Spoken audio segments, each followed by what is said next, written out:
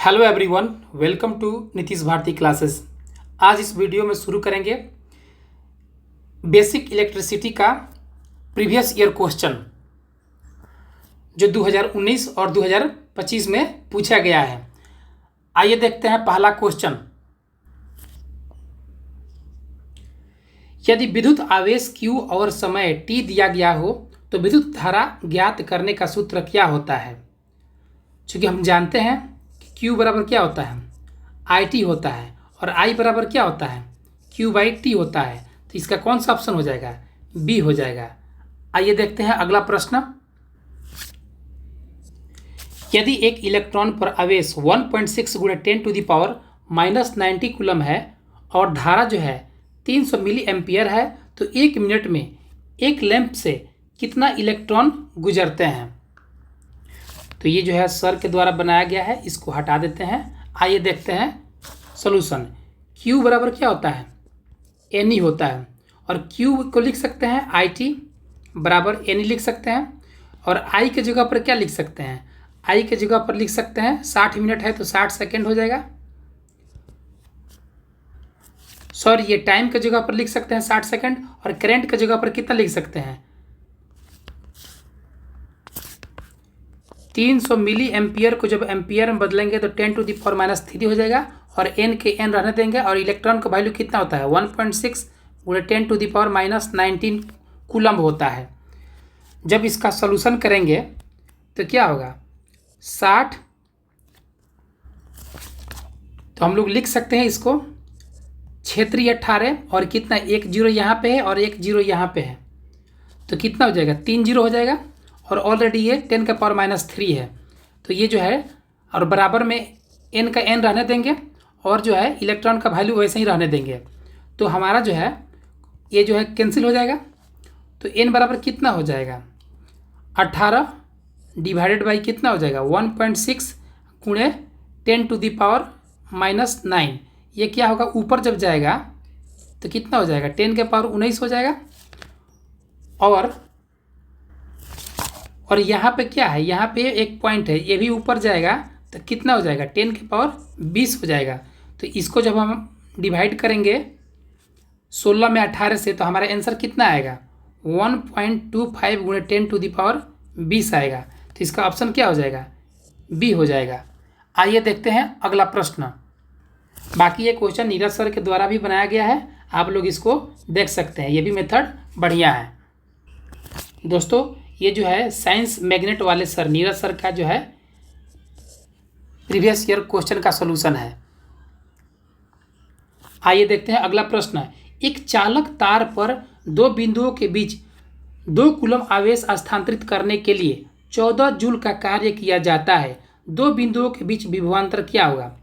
ये जो है वायर है, और एक पॉइंट A है और एक पॉइंट क्या है, ये B है। कभी भी जो पोटेंशियल डिफरेंस निकालते हैं, 2 पॉइंट के बीच निकालते हैं, क्या करते हैं B - A करते हैं, या फिर क्या करते हैं A - B करते हैं डिफरेंस निकालने के लिए। तो हमारा जो है 2 पॉइंट के बीच का जो विभवांतर होता है W बराबर क्या होता है VQ होता है, तो V बराबर क्या हो जाएगा W/Q हो जाएगा। तो हमारा जो है 14 जूल दिया हुआ है, और जो है चार्ज कितना दिया हुआ है 2 कूलम दिया हुआ है, तो कितना हो जाएगा 7 हो जाएगा वोल्ट हो जाएगा। तो ऑप्शन क्या हो जाएगा, C हो जाएगा। आइए देखते हैं अगला प्रश्न। उस तार का प्रतिरोध किलो ओम में ज्ञात कीजिए जिसमें 500 वोल्ट का विभवांतर लगाने पर 500 मिली एम्पियर की धारा प्रवाहित होती है। तो हमसे पूछा क्या है, धारा का वैल्यू पूछा है, और धारा का वैल्यू I बराबर क्या होता है V/R होता है। हमारा जो है वोल्टेज दिया हुआ है, इसमें जो है प्रतिरोध का वैल्यू पूछा है, तो R बराबर क्या हो जाएगा V/I हो जाएगा। तो I हमारा करंट का वैल्यू कितना दिया हुआ है 5 मिली एम्पियर दिया हुआ है। तो मिली एम्पियर को एम्पियर में बदलने के लिए क्या करेंगे 10⁻³ से गुणा करेंगे, और हमारा वोल्टेज दिया हुआ है कितना 500 वोल्टेज दिया हुआ है। तो यहाँ पे R का वैल्यू निकालने के लिए पुट कर देंगे 500 वोल्टेज, और I का वैल्यू हमारा कितना आ गया 5 × 10⁻³ ये 5 से 5 क्या होगा कैंसिल हो जाएगा, और ये ऊपर जाएगा तो क्या हो जाएगा 10⁻³ हो जाएगा। तो ये जो है फाइनल आंसर कितना आ जाएगा 10⁵ ओम हो जाएगा। लेकिन पूछा क्या है हमारा पूछा है किलो ओम में। तो किलो ओम में निकालने के लिए क्या करेंगे, 1000 ओम से डिवाइड कर देंगे। तो 1000 ओम से जब डिवाइड करेंगे, नीचे में 3 गो जीरो है, ऊपर में 5 गो जीरो है, तो बचेगा ऊपर में कितना, 10 के स्क्वायर ओम बचेगा, यानी कि 100 हमारा आंसर हो जाएगा। तो हमारा ऑप्शन क्या हो जाएगा, बी हो जाएगा। आइए देखते हैं अगला प्रश्न। दोस्तों ये प्रीवियस ईयर क्वेश्चन है, इसे कर लेने के बाद एक भी सवाल नहीं छूटेगा, इसलिए इस वीडियो को और से ही देखना है और इसे लाइक भी करना है और शेयर भी करना है। आइए देखते हैं अगला प्रश्न। कूलम के आवेश को 12.5 वोल्ट प्रवाहित करने में यदि 625 जूल कार्य होता है तो क्यू का मान क्या होगा। यहाँ भी वही फार्मूला लगाना है। डब्लू बराबर क्या होता है, वी क्यू होता है, तो क्यू बराबर क्या हो जाएगा, W/V हो जाएगा। तो हमारा जो है जूल कितना दिया हुआ है, 625 जूल दिया हुआ है, और वोल्टेज का मान कितना दिया हुआ है, 12.5 दिया गया है। और ये जो है पॉइंट जो है ऊपर जाएगा तो क्या होगा, यहाँ पे 10 हो जाएगा, तो ये हट जाएगा, तो 125 में ये कितना 5 बार में फोल्ड हो जाएगा। तो हमारा आंसर कितना आ गया, 50 जो है कूलम आ गया। तो ऑप्शन क्या हो जाएगा, डी हो जाएगा। आइए देखते हैं अगला प्रश्न। यदि किसी आवेश Q को 8 विभवांतर वाले 2 बिंदुओं के बीच स्थानांतरित करने में किया गया कार्य 36 जूल है तो Q का मान क्या होगा। तो फिर वही क्वेश्चन आ गया, W बराबर क्या होता है, VQ होता है, तो Q बराबर क्या हो जाएगा, W/V हो जाएगा। तो हमारा कितना जूल दिया हुआ है, 36 जूल, और वोल्टेज का मान कितना दिया हुआ है, 8 दिया हुआ है। तो कैंसिल करेंगे तो कितना आएगा, 9, 4 से 4 नंबर 36, 4 दूना 8, तो ये हो जाएगा 4.5। तो इसका ऑप्शन कौन सा हो जाएगा, डी हो जाएगा। आइए देखते हैं नेक्स्ट क्वेश्चन। ये बहुत ही बढ़िया क्वेश्चन है। आइए देखते हैं, यदि किसी चालक की लंबाई और उसकी त्रिज्या को दुगुना बढ़ा दिया जाए तो उसका प्रतिरोध क्या होगा। चूँकि जानते हैं हम लोग कि जो है ये जो है क्या है, एक वायर है, यहाँ से यहाँ तक ये क्या है, ये वायर है। इसका एरिया आप क्रॉस सेक्शन ए से डिनोट करते हैं, और इसका फार्मूला क्या होता है, ये वृत्त जैसा है तो πr² होता है, और इसका लेंथ कितना है, l है, और इसका रेडियस कितना है, r है, और इसका जो है वायर है तो कुछ ना कुछ इसका प्रतिरोधक होगा। तो इसको मान लिए कि हम रो है। तो एक फार्मूला होता है, r बराबर क्या होता है, ρl/a होता है।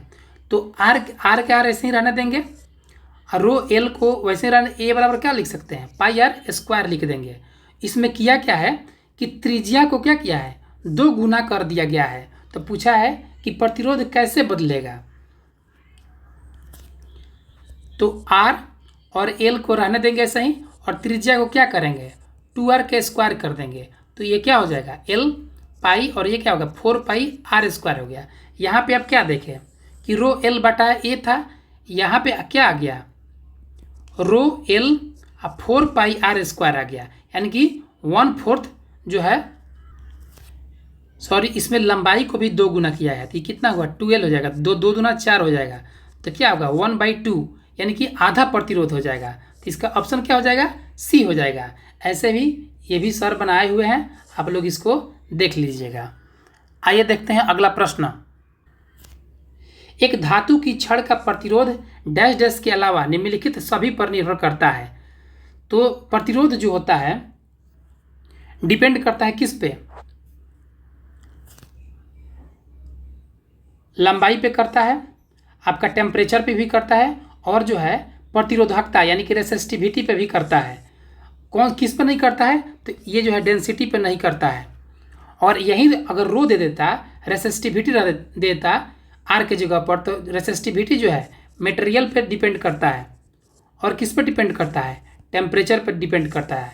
ये 2 ही चीज़ पर डिपेंड करता है। आइए देखते हैं अगला प्रश्न। किसी चालक की प्रतिरोधकता निम्नलिखित में से किस कारक पर निर्भर करती है। आ गया जो वही बात हमने बताया था, ये क्या है, प्रतिरोधकता को किससे डिनोट करते हैं, रो से। रो किस पर डिपेंड करता है, मटेरियल पर डिपेंड करता है, और किस पर डिपेंड करता है, टेम्परेचर पर डिपेंड करता है। तो ऑप्शन देखते हैं कौन होगा इसका।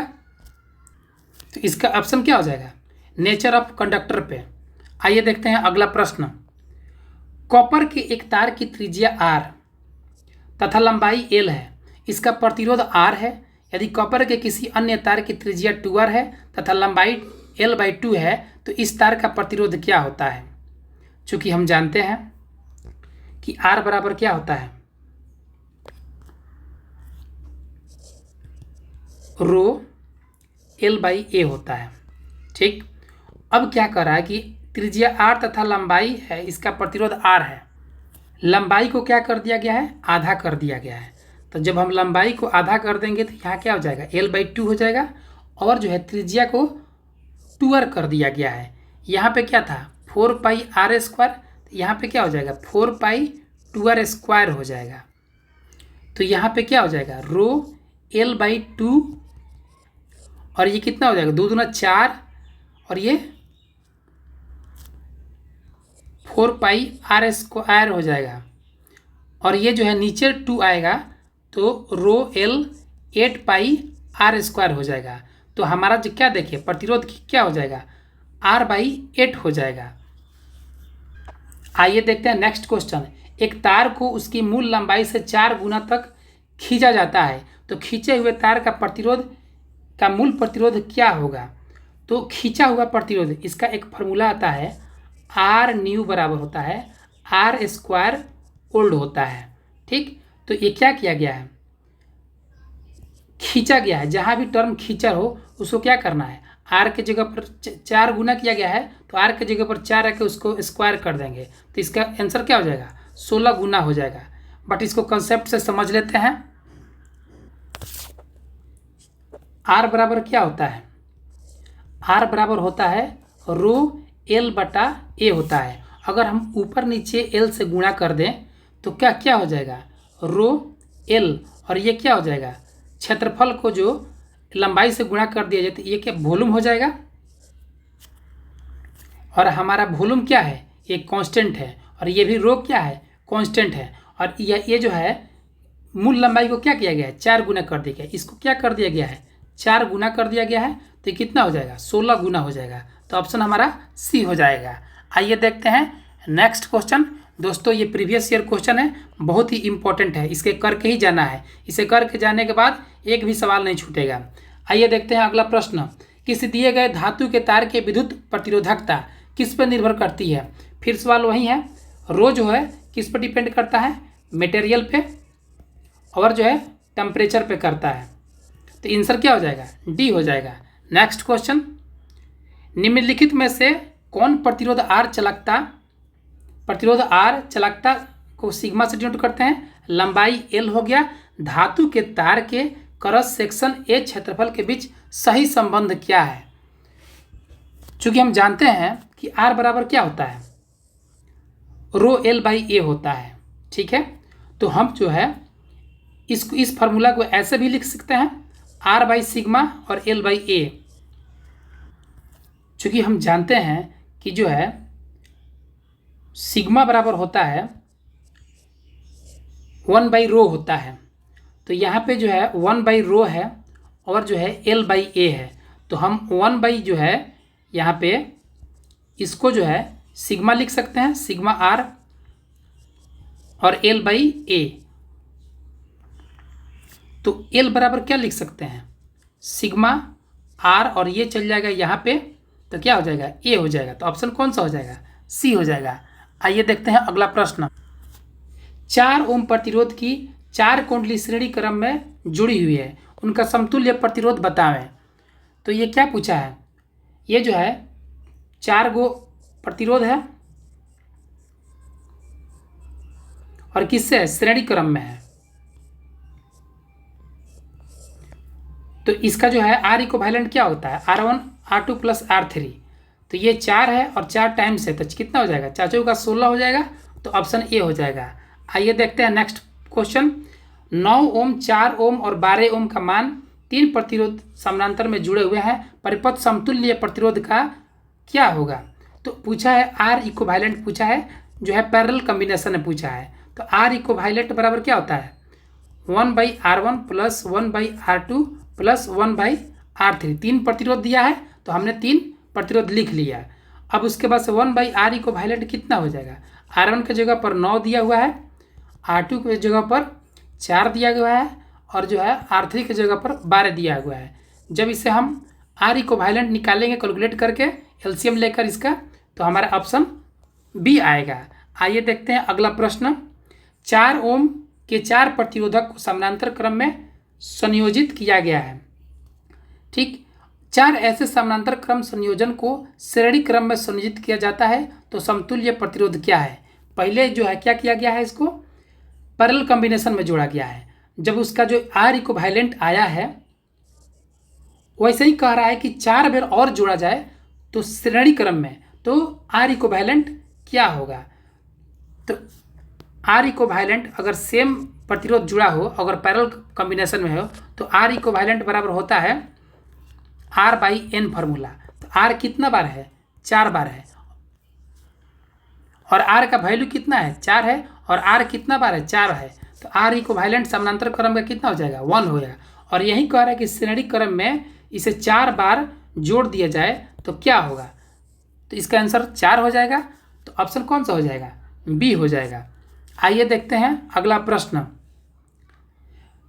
परिपथ आरेख में नीचे जो दिया गया प्रतीक क्या दर्शाता है? ये बहुत ही फेमस क्वेश्चन है और ये जो पिछली बार ALP CBT 2 में आया था और बहुत लड़के इसे गलत करके आए थे। ये जो है रियोस्टेट का सिंबल है। और रियोस्टेट करता क्या है? ये जो है प्रतिरोध को क्या करता है? वेरिएबल जो रजिस्टर को, ये जो है वेरिएबल रजिस्टर का काम करता है। ये जो है कुछ सिंबल दिया गया है, देख लीजिए। ये जो है वोल्ट मीटर का सिंबल है। ये जो है ओपन प्लग की है। ये जो है क्लोज प्लग की है। और ये जो है एक बड़ा और ये छोटा। बैटरी का सिंबल कैसे बनाते हैं? ये प्लस, ये माइनस। ये जो है बैटरी का सिंबल हो गया। और कैपेसिटर कैसे बनाते हैं? ऐसे दोनों इक्वल रहता है। और ये जो है किसका है? एमीटर का है। आइए देखते हैं अगला क्वेश्चन। 24 ओम का प्रभावी प्रतिरोध प्राप्त करने के लिए, प्रभावी मतलब R इक्विवेलेंट, R ओम 60 ओम के 2 प्रतिरोधक को समानांतर क्रम में जोड़ा जाता है। R का मान ज्ञात कीजिए। चूंकि हम जानते हैं कि R इक्विवेलेंट जो है पैरेलल सीरीज में क्या होता है? 1/R1 + 1/R2 होता है। तो हमारा जो है प्रभावी जो प्रतिरोध कितना दिया हुआ है, यानी कि R इक्विवेलेंट का वैल्यू कितना दिया हुआ है? 24 ओम दिया हुआ है। तो 1/R इक्विवेलेंट की जगह पर 24 रख लिए और जो है R1 की जगह पर 24 रख लिए और R2 की जगह पर जो है 60 ओम रख दिए। तो फाइनल हमारा आंसर कितना हो गया? R इक्विवेलेंट बराबर 40 ओम आ गया। तो आंसर क्या हो जाएगा? बी हो जाएगा। आइए देखते हैं अगला प्रश्न। ए और बीच के बीच समतुल्य प्रतिरोध क्या होगा? ये जो है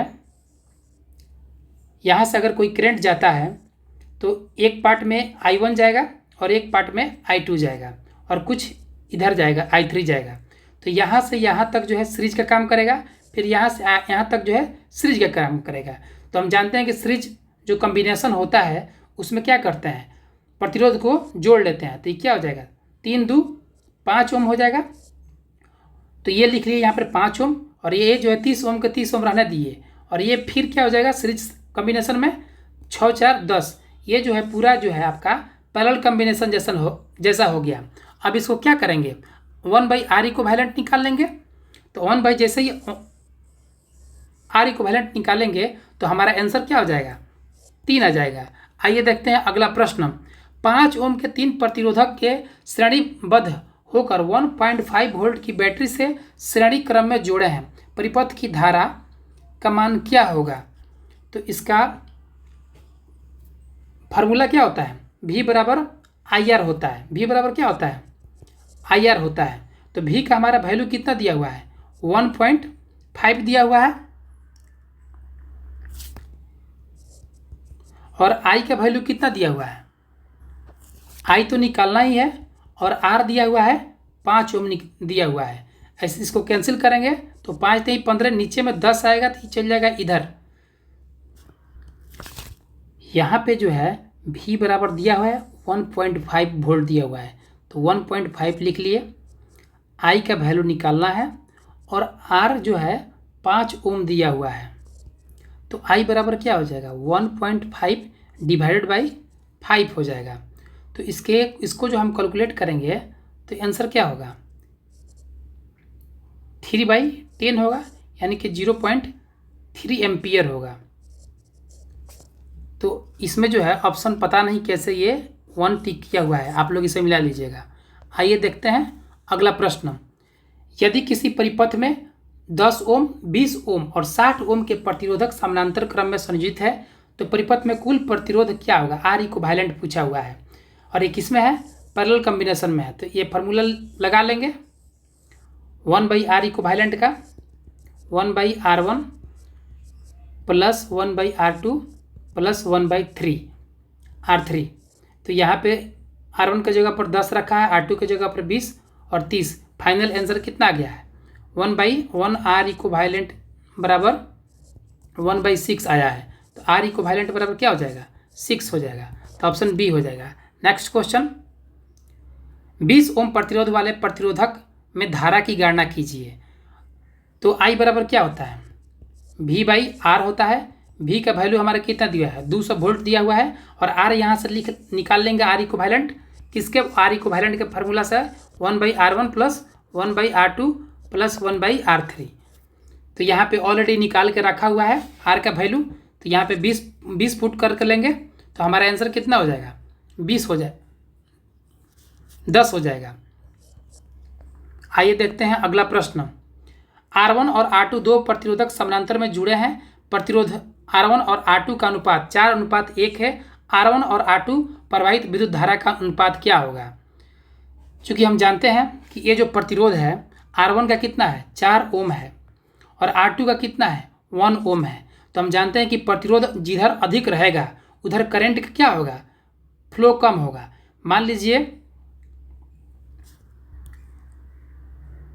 इसलिए इसका आंसर क्या हो जाएगा? 1:4 हो जाएगा, उल्टा हो जाएगा, क्योंकि जिधर प्रतिरोध ज़्यादा रहेगा उधर जो है करंट कम फ्लो होगा। दोस्तों, ये वीडियो कैसा लगा आपको बताना है कमेंट में। ये उनका पेड कंटेंट है और इसे ज़रूर देख के जाना है। इसमें सारा प्रीवियस ईयर क्वेश्चन है और ये जो कर लेने के बाद लगभग अंदाज हो जाएगा पूरा कि सवाल कहाँ से आ रहा है। दोस्तों, अगर वीडियो अच्छा लगे तो चैनल को लाइक कीजिए, सब्सक्राइब कीजिए। मिलते हैं अगले वीडियो में। Thank you for watching Nitish Bharti classes.